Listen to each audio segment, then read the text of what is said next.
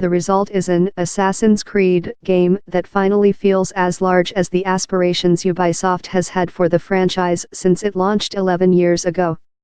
Odyssey, as its name implies, takes place in ancient Greece during the Peloponnesian War. At the outset, you have the choice of playing as either a male character, Alexios, or a female, Cassandra.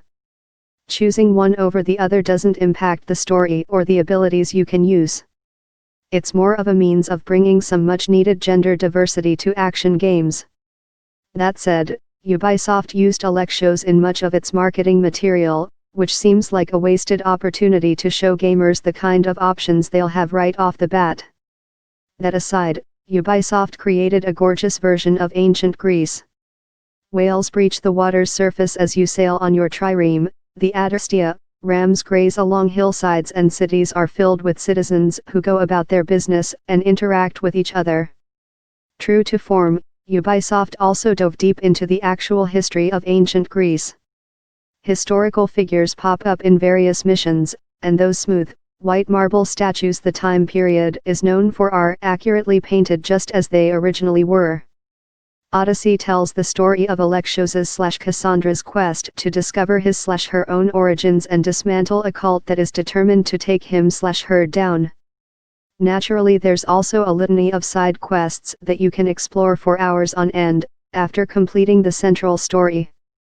Throughout your playthrough you'll be met with a variety of decisions that will have a direct impact on everything from the way other characters treat you, to how quests, including the main storyline, progress and conclude.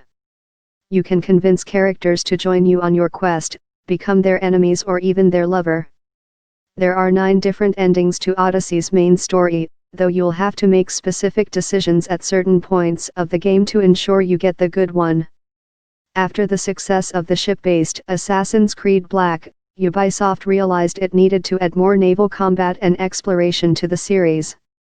So in Odyssey, you take control of the Adrastia, from which you sail to new locations and attack other vessels using either archers, javelins, flaming versions of either, and, of course, the ship's ram.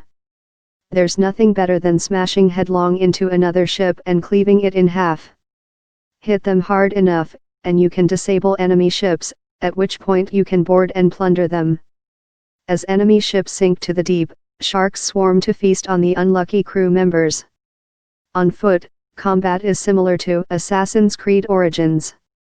You can freely swing at enemies, fire your bow, sneak up and assassinate them, parry their blows, or use one of a multitude of special moves that consume a portion of your adrenaline gauge. Each of those special moves can be purchased using an ability point gained by leveling up.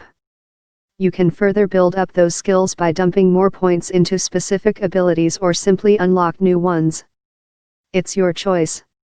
As with Origins, your skills are broken down into 3 categories: Assassin, Warrior, and Hunter. I tended to stick with Warrior and Assassin, since you'll need assassin skills to stealthily perform assassinations and take down foes. You'll also need warrior skills to fight off the hordes of enemies that will inevitably descend upon you when you botch your attempt to assassinate a target. Items you purchase or pick up from enemies also include stat boosts for your assassin, warrior, and hunter skills, and build on the damage for each category, as well as your armor. You can further augment items by either upgrading them or adding engravings. While progressing through the game, you'll eventually need to pick a side in the Peloponnesian War. This opens up conquest battles that let you take control of regions for either side of the war between the Spartans and Athenians. If anything, this is the one part of the game that doesn't quite fit. It sees you running around a battlefield taking down opposition soldiers in large-scale skirmishes. Defeat enough elite soldiers and mercenaries, and you win the battle, and the region for your side. The formula just doesn't feel like it fits with the overall theme of a single powerful warrior assassin who can change the course of history. They're a little overwhelming at first, but can feel tedious over time. Outside of that tedium, Odyssey hits all of the marks that make Assassin's Creed such a successful franchise, while building on the formula with greater story depth and adding real consequences to your actions. If you loved Assassin's Creed Origins, then you'll love Odyssey.